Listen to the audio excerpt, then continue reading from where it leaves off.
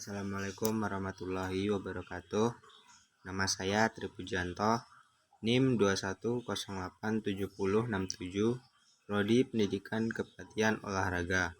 Saya akan menjelaskan tentang konsep Pancasila sebagai sistem filsafat.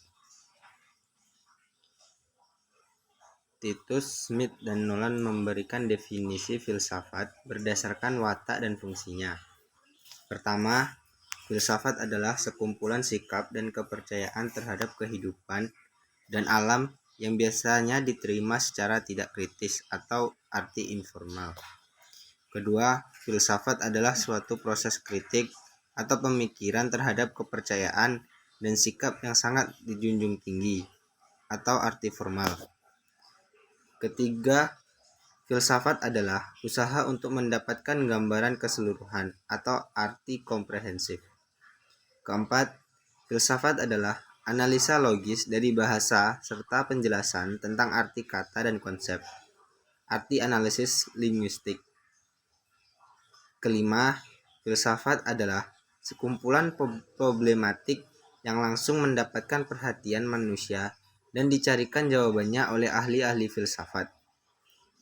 Arti aktual fundamental. Beberapa alasan Pancasila dikatakan sebagai sistem filsafat.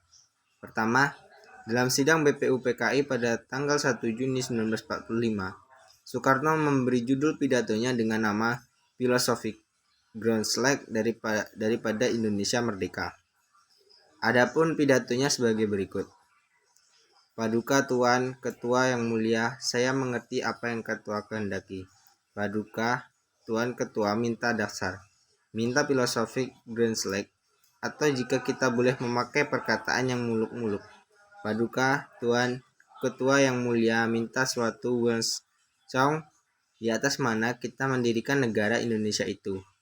Kedua, menurut Norberg, Pancasila adalah hasil permenungan mendalam para tokoh kenegaraan Indonesia. Melalui suatu diskusi dan dialog panjang dalam sidang BPUPKI hingga pengesahan PPKI. Hasil permenungan itu sesuai dengan ciri-ciri pemikiran filsafat, yakni koheren, logis, inklusif, mendasar, dan spekulatif.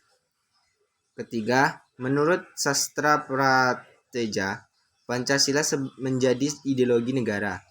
Pancasila adalah dasar politik yang mengatur dan mengarahkan segala kegiatan yang berkaitan dengan hidup kenegaraan, seperti perundang-undangan, pemerintahan, perekonomian nasional, hidup berbangsa, dan hubungan warga negara dengan negara, dan hubungan antar sesama warga negara, serta usaha-usaha untuk menciptakan kesejahteraan bersama. Urgensi Pancasila sebagai sistem filsafat. Manusia memerlukan filsafat dengan beberapa alasan. Pertama, manusia telah memperoleh kekuatan baru yang besar dalam sains dan teknologi, telah mengembangkan bermacam-macam teknik untuk memperoleh ketentraman atau security dan kenikmatan, comfort. Kedua, filsafat melalui kerjasama dengan disiplin ilmu lain memainkan peran yang sangat penting untuk membimbing manusia kepada keinginan-keinginan dan aspirasi mereka. Beberapa faedah filsafat yang memerlukan diketahui dan dipahami. Pertama, faedah terbesar dari filsafat adalah untuk menjaga kemungkinan terjadinya pemecahan-pemecahan terhadap problem kehidupan manusia. Kedua, filsafat adalah suatu bagian dari keyakinan-keyakinan yang menjadi dasar perbuatan manusia.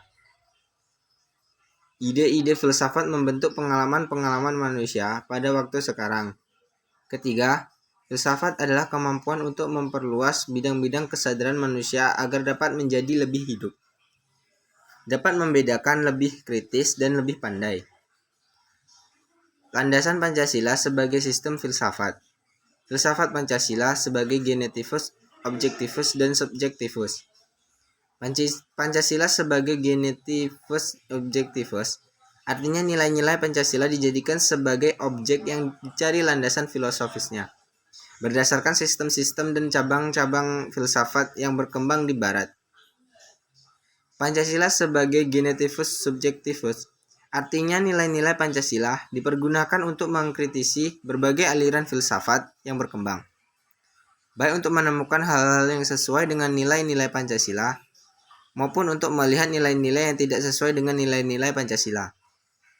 Selain itu, nilai-nilai Pancasila tidak hanya dipakai dasar bagi pembuatan peraturan perundang-undangan, tetapi juga nilai-nilai Pancasila harus mampu menjadi orientasi pelaksanaan sistem politik dan dasar bagi pembangunan nasional. Landasan ontologis filsafat Pancasila.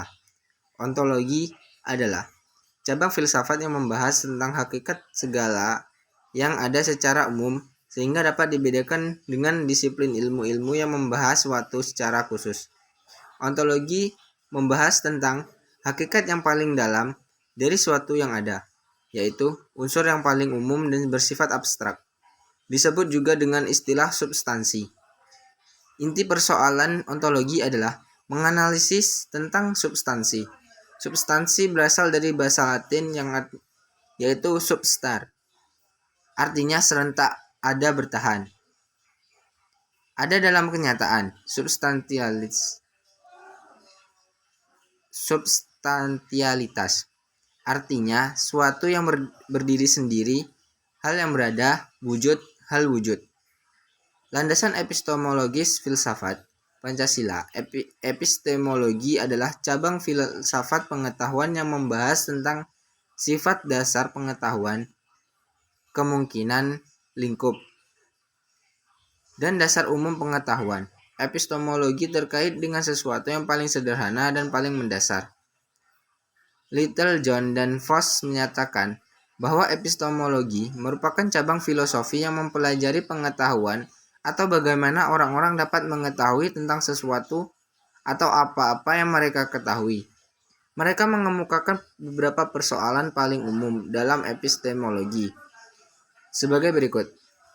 Pertama, pada tingkatan apa pengetahuan dapat muncul sebelum pengalaman? Yang kedua, pada tingkatan apa pengetahuan dapat menjadi suatu yang pasti? Pada problem yang pertama, terdapat dua aliran sumber pengetahuan manusia, yaitu rasionalisme dan empirisme. Kaum rasionalis berpendapat bahwa sumber utama pengetahuan manusia adalah akal budi. Unsur a priori sangat ditekankan. Kaum empiris berpendapat bahwa sumber utama pengetahuan manusia adalah pengalaman. Unsur a posteriori sangat ditekankan bila dikaitkan dengan Pancasila. Sebagaimana menurut Soekarno, merupakan pengetahuan yang sudah tertanam dalam pengalaman rakyat Indonesia. Soekarno menggabungkan kedua paham rasionalis dan empiris. Menurut Soekarno, Pancasila menghargai pluralisme etnis, religi, dan budaya. Landasan aksiologis Pancasila. Littlejohn dan Voss mendefinisikan aksiologi sebagai cabang filsafat yang mempelajari tentang nilai-nilai. Masalah utama dalam aksiologis adalah, bisakah teori bebas dari nilai? Positivisme meyakinkan bahwa teori dan ilmu harus bebas dari nilai sehingga unsur ilmiah terjaga. Padahal, tidak semua aspek kehidupan manusia dapat diukur secara ilmiah. Pancasila tidak mengikuti positivisme.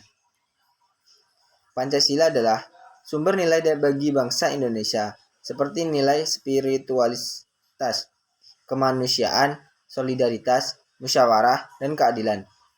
Landasan aksiologis Pancasila artinya nilai atau kualitas yang terkandung dalam sila-sila Pancasila. Baiklah, sekian penyampaian materi dari saya. Wabillahi taufiq walhidayah. Wassalamualaikum warahmatullahi wabarakatuh.